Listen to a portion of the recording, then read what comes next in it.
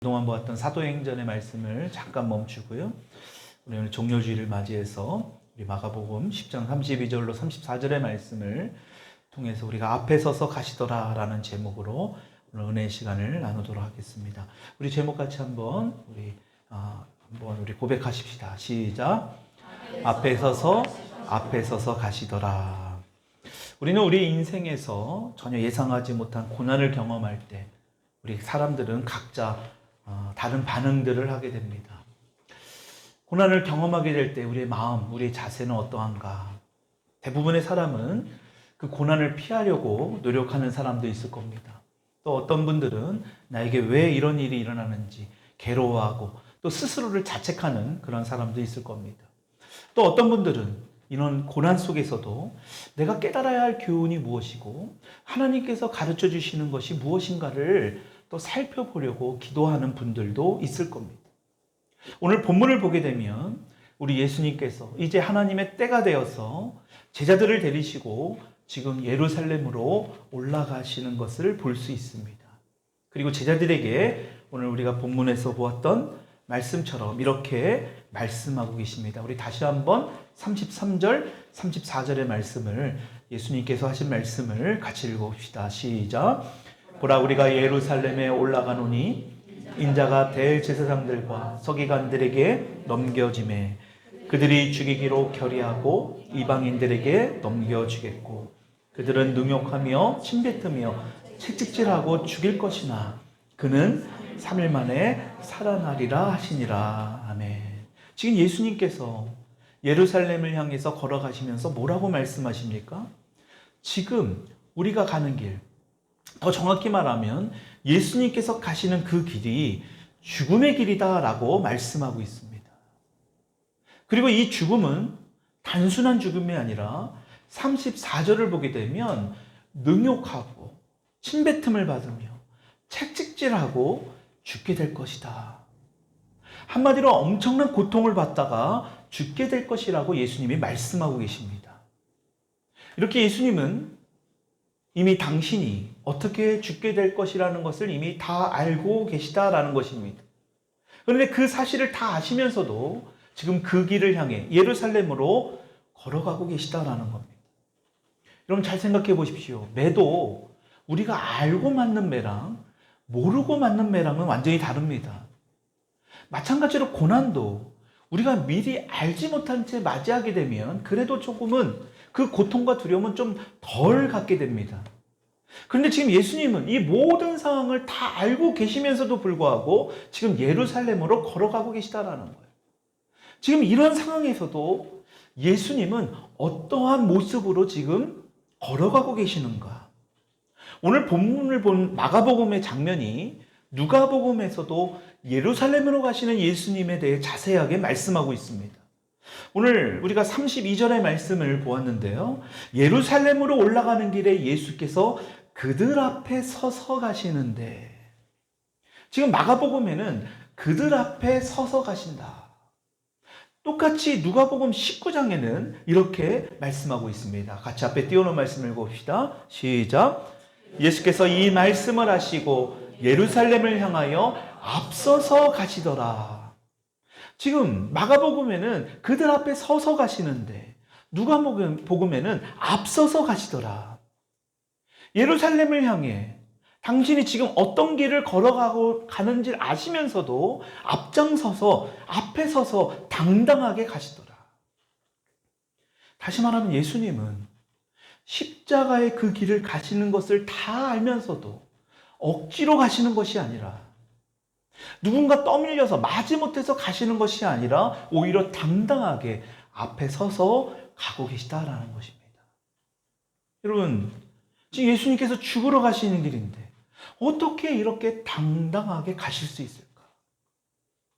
어떻게 예수님은 이렇게 앞으로 있을 고난에 대해서도 다 알고 계시면서도 이렇게 적극적으로 대하고 계실 수 있는가? 정말 우리가 생각할 때, 우리가 상식적으로 생각할 때는 도저히 이해가 되지 않는 부분입니다. 그래서 어떤 분들은 그런 말씀을 하세요. 예수님은 하나님이시니까 가능한 거 아닙니까? 예수님은 신이니까요. 우리랑 좀 다르잖아요. 여러분, 맞는 말씀이지요. 예수님은 하나님이 맞습니다. 신입니다. 그런데 예수님이 하나님이시면서도 우리 사람의 성품을 그대로 갖고 그 육신의 몸을 입고 이 땅에 오셨다라는 것을 우리가 알아야 합니다. 죄가 없다는 것 외에는 우리 인간과 똑같은 감정을 느끼셨어요. 우리 주님도 그러한 감정이 있으셨어요. 그래서 우리처럼 배가 고프실 때는 예수님도 시장하셨습니다. 슬픈 일이 보일 때는 눈물도 똑같이 우리처럼 흘리셨습니다. 화가 나고 정말 어떤 의롭지 못한 그런 모습을 볼 때는 의로운 분도 내신 분이 우리 예수님입니다.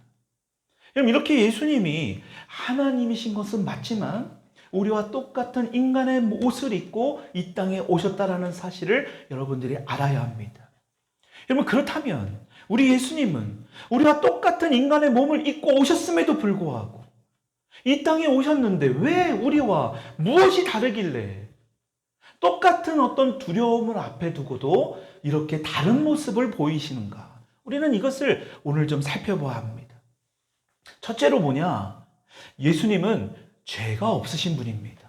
한번 따라 하십시다. 예수님은 죄가 없으신 분입니다. 죄가 없으신 분이, 이것이 결정적으로 아주 근본적으로 우리 인간과 다른 모습이라는 겁니다. 그러니까 예수님이 이렇게 당당하게 예루살렘으로 걸어가실 수 있었던 것은 죄가 없으신 분이기 때문에. 우리 인간이 아무리 똑똑하고요, 아무리 잘난 것처럼 보여도요, 가장 취약적인 약점이 뭐냐? 바로 죄예요. 그 죄의 결과가 결국엔 뭐를 맞이합니까? 죽음이잖아요. 그렇죠? 그 죽음 뒤에는 뭐가 있으니까요? 심판이 있으니까요. 그 죽음 뒤에 있는 심판에 대한 두려움이 우리 인간들에게는 모두 다 가지고 있습니다. 그래서 이 땅의 죽음을 면하게 하기 위해서 불로초를 먹으면 마치 영원히 살 것처럼 그 착각 속에서 살았던 왕들도 있지 않습니까? 여러분, 그 진시황은 그 불로초를 먹으면, 실제하지도 않았던 그 불로초를 먹으면 그 죽음의 공포를 극복할 수 있다라는 착각 속에서 살았다라는 것을 우리가 잘 알죠. 여러분, 그러나 성경은 말씀합니다. 시보리서 9장 27절의 말씀 같이 한번 읽어봅시다. 시작. 한번 죽는 것은 사람에게 정해진 것이요 그 후에는 심판이 있으리니. 여러분, 한번 죽는 것은 사람에게 정해져 있다라는 거예요. 이것은 누구도 피할 수 없다라는 겁니다. 여러분, 그렇기 때문에 우리의 죽음 앞에서, 우리가 죄로 인해서 죽을 수밖에 없는 인간에게는 가장 중요한 것이 무엇이냐? 구원자가 필요했다라는 거예요. 그래서 예수님은 죄가 없으셨어요. 그것이 우리와 결정적으로 다릅니다. 히브리서 4장 15절 말씀들 읽어봅시다. 시작. 우리에게 있는 대제사장은 우리의 연약함을 동정하지 못하실 리가 아니요 모든 일에 우리와 똑같이 시험을 받으신 이로되 죄는 없으시니라. 아멘. 대제사장 예수님을 말씀합니다. 여러분, 동정하지 못할 것이 없다. 남의 어떤 불행이나 슬픔을 가지고 가슴 아파하고 도움을 베푸는 일이 동정이잖아요. 그 예수님은 그것을 못하실 리가 아니라는 겁니다. 그런데 더 중요한 것은 뭐냐? 모든 일에 우리와 똑같이 시험을 받으시니로다. 육신의 몸을 입고 우리와 똑같은 시험을 받으셨습니다. 우리와 똑같은 그런 세상에서 살아가셨습니다. 여러분, 그런데 문제는 뭐냐? 죄가 없으셨다라고 성경은 분명히 말씀하고 있습니다. 예수님 우리와 똑같은 시험을 받았지만 죄는 없으셨어요. 우리는 그 시험에 얼마나 많이 넘어갑니까? 우리는 그 시험을 통해서 생각으로나 행동으로나 마음으로나 얼마나 많은 죄를 져요. 근데 예수님은요, 그 어떠한 시험에도 넘어가지 아니하시고 죄가 없으신 분이라고 성경은 분명히 말씀합니다. 그래서 죄의 삭은 사망이지만 죄가 없으신 분이기 때문에 이 죽음에 얽매일 수 있는 분이 결코 아니다라는 거예요. 그러니까요, 예수님은 죄의 유전도 없이, 우리가 사도신경으로 고백했습니다만 어떻게 이 땅에 오셨어요? 성령으로 잉태되어 태어나셨다. 여러분, 우리는 인간의 몸을 입고 부모님을 통해서 태어났다면요, 그 죄의 유전, 그 죄의 피가 흘러갈 수밖에 없습니다. 그 죄의 유전이 저와 여러분들에게도 이미 임할 수밖에 없는 거예요. 여러분, 근데 예수님은 우리 인간처럼 생각도 하지 않으셨고 행동도 하지 않으셨어요. 어떠한 면에서도 죄를 전혀 범하지 않는 분, 바로 무죄하신 분이 바로 우리 예수님입니다. 여러분, 그러한 예수님을 정말로 죄가 없으신 분이라는 사실을 믿을 수 있기를 축원합니다. 그래서 이 죄가 없는 예수님만이 십자가에서 우리를 대신해서 죽으시고 그 죽으심으로 우리 인간의 죄의 문제를 단번에 해결해 주신 분이라는 것입니다. 왜냐하면 죄가 있는 인간은 다른 사람의 죄를 대신 짊어질 수가 없습니다. 죄를 없게 할 수 없어요. 그래서 죄가 없으신 예수님만이 십자가에서 모든 우리 인류의 죄를 다 담당하시고 감당하시고 완벽한 화목제물이 되셔서 우리의 죄를 사하여 주셨다라는 거예요. 그래서 예수님이 죄가 없으셨기 때문에 고린도후서 5장 21절에도 이렇게 고백합니다. 같이 읽어봅시다. 시작. 하나님이 죄를 알지도 못하신 이를 우리를 대신하여 죄로 삼으신 것은 우리로 하여금 그 안에서 하나님의 의가 되게 하려 하심이라. 아멘. 너무나 감사한 말씀 아닙니까? 하나님께서 죄도 알지 못하신 이 바로 예수님을 통하여, 여러분, 우리가 죽어야 하는데 그분이 대신 죽어주심을 통하여 우리의 죄가 사해 주셨어요. 그래서 하나님과 우리의 관계가 어떻게 됐어요? 하나님과 인간 사이를 중보하는, 그 연결하는 중보자로서 그를 믿는 자들에게는 뭐 하셨습니까? 하나님의 의가 되게 하여 주셨다. 할렐루야. 그래서 그분을 믿으면 우리는 의로운 자가 되는 줄 믿습니다. 예수님을 믿으면 우리는 더 이상 죄인이 아니라 의인이 될 수 있는 거예요. 그래서 우리는요, 심판을 받지 않습니다. 진시황은 불로초를 통해서 죽음을 면하려고 그 심판이 무서웠어요. 얼마나 많은 사람들이에요. 지금도 죽음 앞에서 벌벌벌 떨지 않습니까? 우리도 때로는 그 죽음에 약간의 두려움은 있지만, 그 약간의 두려움은 느낄 수 있지만 우리의 죽음 뒤에는 심판이 없어요. 사도 바울이 말씀하고 있는 그 두려움은요, 죄의 심판에 대한 두려움이 아닙니다. 그는 예수님 앞에 우리가 받을 상급에 대한 심판을 말씀하는 거예요. 여러분, 성경은 말씀합니다. 요한복음 3장 18절 말씀 같이 읽어봅시다. 시작. 그를 믿는 자는 심판을 받지 아니하는 것이요 믿지 아니하는 자는 하나님의 독생자의 이름을 믿지 아니하므로 벌써 심판을 받은 것이니라. 아멘. 저 여러분들은 심판을 받지 않음을 믿습니다. 우리는 죽으면 주님 앞에서 우리가 이 땅에서 행한 선과 악에 대한 하나님의 상급에 대한 부분들을 심판받을 뿐이에요. 여러분, 그러니까 세상 사람들이 받는 천국과 지옥에 대한 심판이 아닙니다. 정죄함을 받지 않아요. 요한복음 5장 24절도 읽어봅시다. 시작. 내가 진실로 진실로 너에게 이르노니 내 말을 듣고 또 나 보내신 이를 믿는 자는 영생을 얻었고 심판에 이르지 아니하나니 사망에서 생명으로 옮겼느니라. 아멘.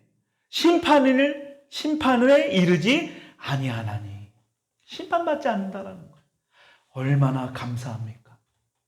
여러분, 예수님은 죄가 없으셨기 때문에 예루살렘으로 가는 그 길이 우리 인간의 모습으로 볼 때는 그것이 도저히 두렵고 어떻게 저렇게 당당하게 걸어가실 수 있느냐라고 볼 수 있지만 예수님에게는 문제가 되지 않는다라는 것입니다. 여러분, 두 번째로 예수님이 당당하게 이 예루살렘으로 갈 수 있었던 이유는요, 하나님을 사랑하는 마음으로 가득 차 있었기 때문입니다. 한번 따라합시다. 예수님은 하나님을 사랑하는 마음으로 가득 차 있었습니다. 아멘. 예수님에게는 하나님을 사랑하는 마음으로 가득 차 있었습니다. 예수님은 그 어떤 것보다, 그 누구보다도 하나님을 더 사랑했기 때문에 그 나머지 것들로부터 자유함을 얻을 수 있었다는 것. 예수님이 얼마나 하나님을 사랑했는지 자신의 생명 따위는요, 별 문제가 되지 않았습니다. 요한복음 14장 32절 1절의 말씀 같이 읽어봅시다. 시작. 오직 내가 아버지를 사랑하는 것과 아버지께서 명하신 대로 행하는 것을 세상에 알게 하려 함이로라. 일어나라, 여기를 떠나자 하시는, 세상이 알게 하려는 것. 예수님께서 세상에게, 이 땅에 살아가고 있는 이 세상에게 알리는 것이 뭐예요? 아버지를 사랑하는 것.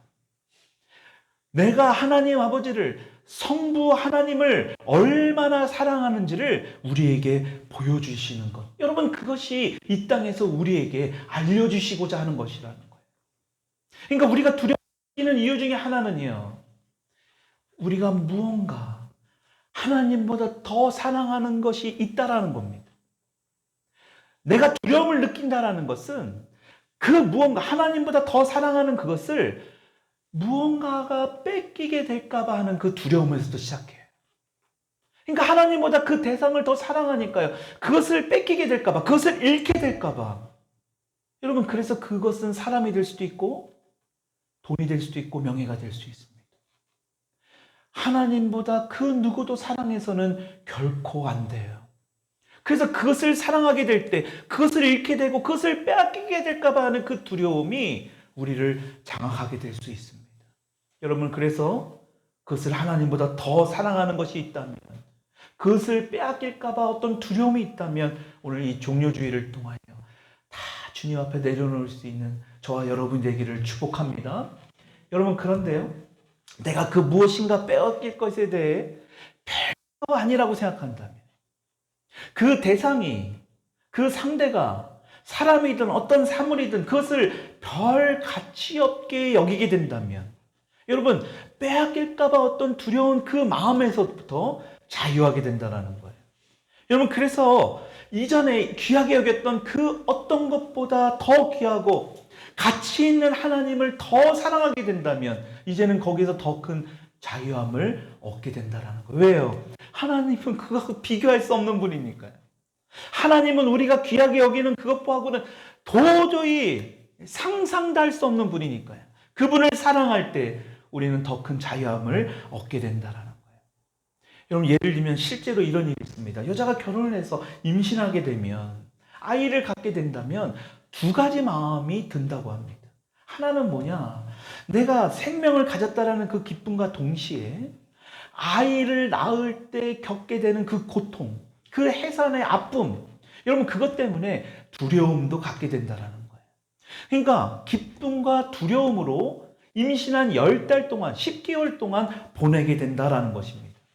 여러분, 그런데 그 점점 아이를 낳을 때가 되었을 때, 그 해산의 고통으로 인한 두려움도 있지만, 나와 똑같은 어떤 또 다른 생명이 나온다고 한다는, 새 식구가 된다는 그 생각 때문에 그 두려움이 서서히 사라지게 된다는 겁니다. 여러분, 그래서 막상 아이를 낳는 날에 두려움도 있지만 그 두려움은 금방 사라지고 또 아이를 낳는 그 일에만 집중을 하게 된다는 거예요. 여러분, 그래서 심리학자가 실제로 이 산모들을 밀착 취재해 봤습니다. 어떤 조사를 했어요. 도대체 무엇이 이 산모들에게 그 고통을 이길 수 있는, 그 두려움을 이길 수 있는 것이 과연 무엇일까? 공통적인 두 가지를 발견하게 됩니다. 첫 번째로 뭐냐? 아이를 낳는 그날이 되면 더 이상 뒤로 물러날 수 없다는 것을 자각하게 된다는 거예요. 그래서 두 번째로 공통점이 바로 있는데, 그것이 뭐냐면, 이 고난이 끝나면 이제 내 사랑하는 아이를 내 품에 안을 수 있다는 그 기쁨, 그 소망이 이 고난을 이길 수 있게 한다라는 것입니다. 이 두 가지 공통점을 이 사람이 찾았습니다. 저도 제가 직접 아이를 낳은 건 아니지만 셋을 낳았잖아요. 그 아이를 셋을 낳을 때 옆에 있었습니다. 첫째를 낳을 때도 있었고, 둘째를 낳을 때도 있었고, 셋째를 낳을 때. 그때도 제 손가락에 반지가 있었는데, 제 아내가 첫째를 아이를 가질 때는 굉장히 그 진통이 심하잖아요. 그렇죠? 첫째다 보니까. 제 손을 너무 고통이 있으니까 제 손에 이 반지가 껴있는데 이걸 너무 꽉 잡으니까 이 반지가 낀 손이 너무 아팠던 거예요. 죄송하지만 손 좀 놔달라고. 아내의 고통은 온데간데 없이 아직도 우스갯소리로 그런 이야기를 가끔 합니다. 제 이 손가락의 아픔과 아내의 아픔하고 비교가 되겠습니까? 근데 저는 이 잠깐의 아픔만 두도 참지 못해서 잠깐 손 좀 놔달라고 다른 손을 잡게 이렇게 한 적도 있었습니다. 여러분, 산모가 그런 고통을 이길 수 있는 이유가 바로 여기 있다는 거예요. 그 고통을 기꺼이 감수할 수 있을 만큼 더 사랑하는 무언가 내 앞에 기다리고 있다는 어떤 그 확실함이 있다면, 그 고통도 감수할 수 있다라는, 여러분 그것이 실제로 우리의 삶에서 있는 일입니다. 그러니까 그 고통을 기쁨으로 이겨낼 수 있다라는 거예요. 여러분 오늘 종료주일을 맞이하는 저와 여러분들도 마찬가지입니다. 예수님께서 제자들 앞에 당당하게 걸어가실 수 있는 이유가 바로 이것 때문입니다. 예수님은 지금 자신의 인생에서 자신보다 더 중요하고 더 가치 있고 더 소중한 그 하나님을, 성부 하나님을 사랑했기 때문에 이 길을 당당하게 걸어가실 수 있었던 거예요. 그분이 누구라고요? 바로 하늘에 계신 하나님 아버지입니다. 그래서 예수님께서 이렇게 말씀하시잖아요. 마태복음 22장 37절의 말씀 같이 한번 읽어봅시다. 시작. 예수께서 이르시되 내 마음을 다하고 목숨을 다하고 뜻을 다하여 주 너의 하나님을 사랑하라. 예수님이 말씀하셨습니다. 내 마음을 다하고 목숨을 다하고 뜻을 다하여 주 너의 하나님을 사랑하라. 신명기에 나오는 말씀을 인용하신 것뿐만이 아니라 직접 예수님은 그 하나님 아버지를 얼마나 사랑하는지를 우리에게 직접 보여주셨잖아요. 이것이 너무나 중요한 겁니다. 여러분 하나님께서 말씀하셨기 때문에, 명령하셨기 때문에 어쩔 수 없이 지키신 것이 아니에요. 여러분 그런 사람이 있잖아요. 하나님이 말씀하셨기 때문에 어쩔 수 없이 억지로 마지못해서, 여러분 그렇게 행한 사람들은요 공통점이 있는데 그런 행함 이후에 하나님 앞에 보상을 요구합니다. 여러분 이것이 바로 구약 성경에 매여 있는 신앙이에요. 다른 말로 하면 율법적인 신앙입니다. 그러니까 내가 하나님 이렇게 하나님 말씀대로 했으니까 하나님 내 기도 들어주세요. 여러분 그런데 정말로 하나님께서 나를 사랑하시는 것을 알고 어쩔 수 없이 그 말씀을 순종하는 게 아니라 하나님이 정말 나를 사랑하시는 그 사랑을 알았기 때문에 나도 하나님을 사랑하게 되고 그 말씀에 순종하게 된다면 그 사람은요 어떠한 보상도 중요하지 않습니다. 왜냐? 하나님이 내 안에 그 하나님이 사랑하는 마음이 너무나 크기 때문에 그 보상을 중요하게 여기지 않는다라는 거예요. 그래서 이제는요 그런 사람들은 수동적인 하나님의 사랑을 하지 않습니다. 하나님 앞에 수동적으로 나아가지 않아요. 남이 시켜서 억지로, 그냥 주일날 억지로 주님 앞에 나오는 것이 아니라 적극적으로 주님 앞에 감사하는 마음으로 당당하게 신앙인의 모습으로 살아가게 된다는 거예요. 여러분 그런데 우리 신앙인으로서 사실 대부분은 이러한 모습으로 살아가지 못하는 것이 우리의 현실입니다. 예수님과 함께 했던 사도 베드로도요 이러한 모습을 우리에게 보여주셨잖아요. 누가복음 22장 54절의 말씀 같이 읽어봅시다. 시작. 예수를 잡아 끌고 대제사장의 집으로 들어갈새 베드로가 멀찍이 따라가니라. 지금 베드로의 모습을 보십시오. 예수님을 완전히 버리고 가기에는 미안하고 예수님을 바짝 붙어서 가기에는 뭔가 두려움의 마음이 있으니까요. 뭐합니까? 멀찍이 따라갑니다. 멀찍이. 여러분 왜 그렇습니까? 예수님을 사랑한다고 입술로는 고백했습니다. 그런데 예수님이 말씀하신 대로 마음을 다하고 목숨을 다하고 뜻을 다해서 사랑하지 못했던 거예요. 그 예수님을 지금 예수님께서 말씀하신 대로 진정으로 사랑하지 못했던 거예요. 여러분 그 증거가 바로 멀찍이 따라가는 거 아니에요? 여러분 그래서 베드로는요 자신의 인생에서 이 위기 상황이 왔을 때 예수님보다 자신의 목숨을, 자신의 생명을 더 사랑했기 때문에 그 십자가의 길을 끝까지 베드로는 따라갈 수 없었던 것입니다. 여러분 그것을 베드로가 훗날에 알게 되는 거예요. 여러분 그래서 우리가 종료주의를 맞이하면서 우리가 어떻게 해야 합니까? 하나님을 제일로 사랑할 수 있는 그런 신앙생활의 목표로 삼는 저와 여러분들이 될 수 있기를 주님의 이름으로 축원합니다. 먼저 하나님을 사랑하게 되면 그 하나님의 사랑이 어떻게 돼요? 여러분 그것은 노력이 아닙니다. 사랑하고자 하는 마음만 있으면요 그 사랑이 우리의 마음에 심겨지게 됩니다. 그리고 그 씨앗은 점점 자라나게 돼요. 마치 밭에 심어놓은 겨자씨처럼 처음에는 아주 보이지 않는 아주 작은 겨자씨이지만 그것이 나중에는 엄청나게 큰 나무처럼. 여러분 실제로 겨자나무가 엄청나게 크잖아요. 처음에 겨자씨는 눈에 보이지 않을 정도인데 여러분 그러한 나무처럼 여러분 그렇게 돼서 그 사랑이 우리의 인생을 압도하게 되면 모든 것을 하나님께 바칠 수 있는 그 믿음의 자리까지 나아갈 수 있는 저와 여러분들이 된다라는 거예요. 여러분 그래서 이 사람에게는요 두려움이 사라지게 되고 오히려 기쁨이 자리 잡게 된다라는 것입니다. 여러분 이것이 바로 우리 예수님께서 오늘 종료주일을 맞이해서 예루살렘으로 들어가시는 모습입니다. 여러분 실제로 요한일서 4장 18절 전반절에 이런 말씀이 있습니다. 같이 읽읍시다. 시작. 사랑 안에 두려움이 없고 온전한 사랑이 하나님의 사랑만이 우리의 두려움을 내쫓는 것을 여러분 말씀을 통해서 우리에게 가르쳐주고 있는 거예요. 여러분 두려움을 내줄 수 있는 방법은 다른 거 없습니다. 하나님의 사랑이 우리 안에 자리 잡을 때, 하나님의 사랑이 우리에게 심겨질 때, 여러분 그렇게 될 때 우리의 두려움은 다 사라지게 될 줄 믿습니다. 여러분 그러니까 기억해야 됩니다. 마음을 다하고 목숨을 다하고 뜻을 다하여 하나님을 사랑할 수 있는 저와 여러분들이 되기를 축원합니다. 마지막으로 예수님께서 예루살렘으로 당당하게 걸어갈 수 있는 이유는요 다른 것이 아닙니다.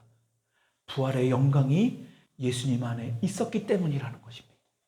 한번 따라합시다. 부활의 영광이 예수님 안에 있었습니다. 오늘 이게 무슨 말입니까? 지금 예수님께서는 지금 당장 앞에 있는 어떤 고난보다도 그보다 더 큰 것이 있었던 거예요. 이 고난 따위는 중요하지 않아요. 왜? 부활이 너무나 크기 때문에. 그 부활의 영광은 이 죽음하고는 도저히 비교될 수 없었기 때문에 당당할 수 있었다는 거예요. 다시 말해 부활의 능력이 예수님 앞에 있는 그 고난보다 더 크고 위대하기 때문이라는 것입니다. 여러분 오늘 우리가 읽은 본문 말씀의 34절의 말씀 그 후반절을 보세요. 3일 만에 살아나리라. 여러분 예수님이 하나님을 사랑할 뿐만 아니라 이 고난 뒤에 있는 3일 만에 부활의 영광이 있다는 것을 지금 확신하셨음을 선포하고 있잖아요. 믿음으로 선포하고 있는 겁니다. 여러분 그러니까 우리가 믿음의 고백이 중요한 겁니다. 우리가 고난 앞에서도 앞장서서 당당하게 예루살렘으로 걸어갈 수 있었던 이유가 바로 여기에 있는 거예요. 여러분 그렇다면 우리도 똑같은 겁니다. 지금 우리의 삶에서 겪게 되는 어떠한 고난, 어떠한 어려움이 있습니까? 어떠한 풀리지 않는 기도 제목들이 있습니까? 여러분 중요한 것은 반드시 그 뒤에는 부활의 영광이 있다는 사실. 여러분 이것을 믿어야 된다는 것입니다. 여러분 그래서 수많은 고난을 경험한 사도 바울이 이렇게 고백하고 있어요. 얼마나 많은 고난을 경험했습니까? 로마서 8장 18절의 말씀 우리 같이 믿음으로 고백하며 선포하십시다. 시작. 생각하건대 현재의 고난은 장차 우리에게 나타날 영광과 비교할 수 없도다. 아멘. 장차 우리에게 나타날 영광이 바로 뭐예요? 부활의 영광이에요. 장차 우리에게 나타날 영광, 그 부활의 영광. 여러분 그 부활의 영광이 어떤 사람에게는 내 삶을 통해서도 나타날 수 있습니다. 이 땅에서도 부활의 영광이 나타날 수 있어요. 죽어서는 당연한 거고요. 이 땅에서도 그 부활의 영광의 경험을 할 수 있다는 거예요. 사도 바울은 그것을 분명히 보았습니다. 여러분 사도 바울이 이것을 고백할 때 죽음을 경험했습니까? 부활을 경험해 봤겠습니까? 여러분 확실한 것은 그 예수님의 부활이 역사적인 사실이고 그분이 죽음의 권세를 이기시고 다시 살아나셨다는 것. 여러분 그것을 확실하게 굳건하게 믿었다라는 거예요. 우리가 사도행전 말씀을 보고 있지만 사도 바울이 이것을 확신했기 때문에 회심할 수 있었던 결정적인 증거가 바로 거기에 있는 거 아닙니까? 예수님이 십자가에서 죽으시고 부활하셨다라는 거. 여러분 이것이 우리 복음의 가장 중요한 기초가 되는 거잖아요. 중요한 거잖아요. 그러니까 여러분 예수 천국 불신 지옥이라는 말은 절대적인 복음이에요. 예수님만이 우리의 부활이 되신다라는 것. 사도 바울도 이때 죽음을 경험하지 못하고 부활을 경험하지 못했다라는 겁니다. 그러나 그에게는 확실한 믿음이 있었다라는 것.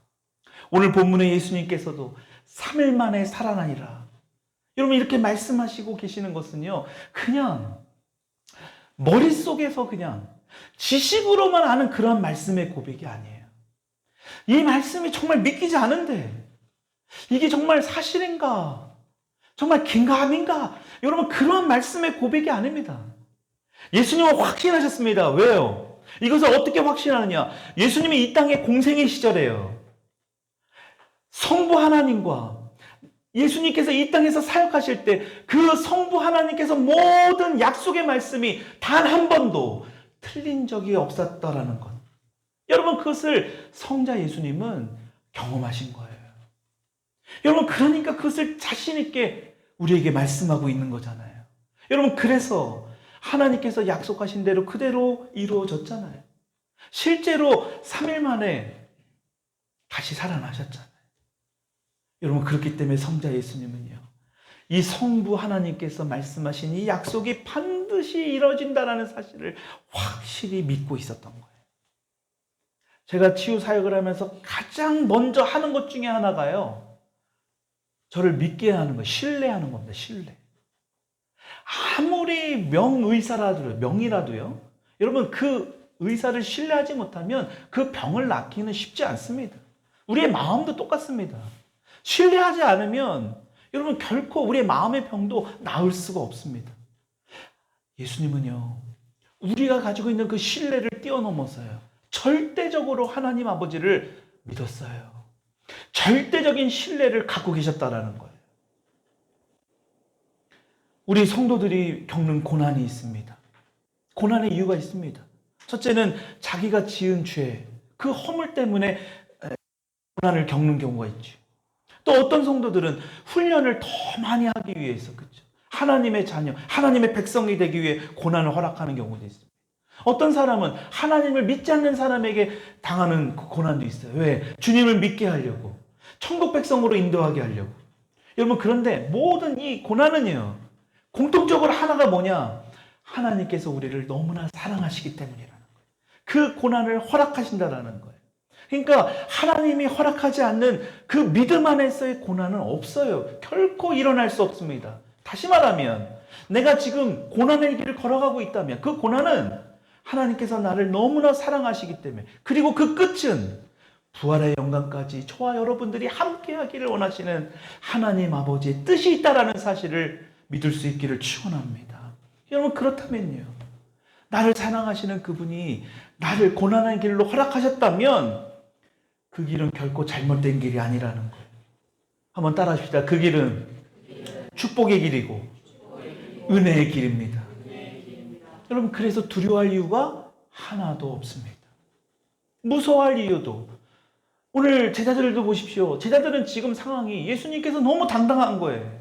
지금 예수님을 죽이려고 지금 혈안이 되고 있는 그 예루살렘으로 들어가고 있다는 것을 통해서 제자들이 지금 뭐 하고 있습니까? 여기도 보게 되면 32절에도 보면 두려워하였더라라고 되어 있어요.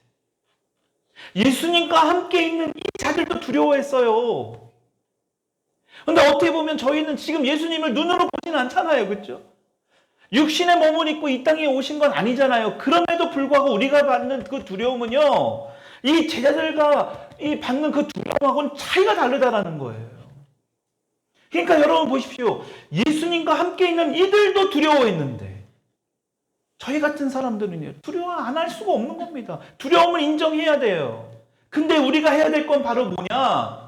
오늘 말씀에서 보았던 것처럼 앞에 서서 가시는 그 예수님을 바라볼 수 있기를 축원합니다. 말씀을 정리합니다. 그 앞에 서서 가시는 예수님이 어떤 분이라고요? 죄가 없으신 분이에요. 죄가 없으신 분이기 때문에 우리를 구원하실 수 있는 분이라는 거예요. 그 앞에 서서 가시는 분이 어떤 분이라고요? 하나님을 사랑하는 마음으로 가득 차 있는 분입니다. 앞에 서서 가시는 그 예수님이 어떤 분이라고요? 어떻게 예수님이 그 죽음 앞에서 당당할 수 있었다고요? 부활의 영광으로 이미 가득 차 있었기 때문이었다는 것. 여러분, 그래서 우리 어떤 두려움이 있다 할지라도 그 예수님을 바라보고요, 앞장서서 앞에 서서 가시는, 여러분, 우리가 그분보다 앞에 갈 수 없잖아요. 그렇죠?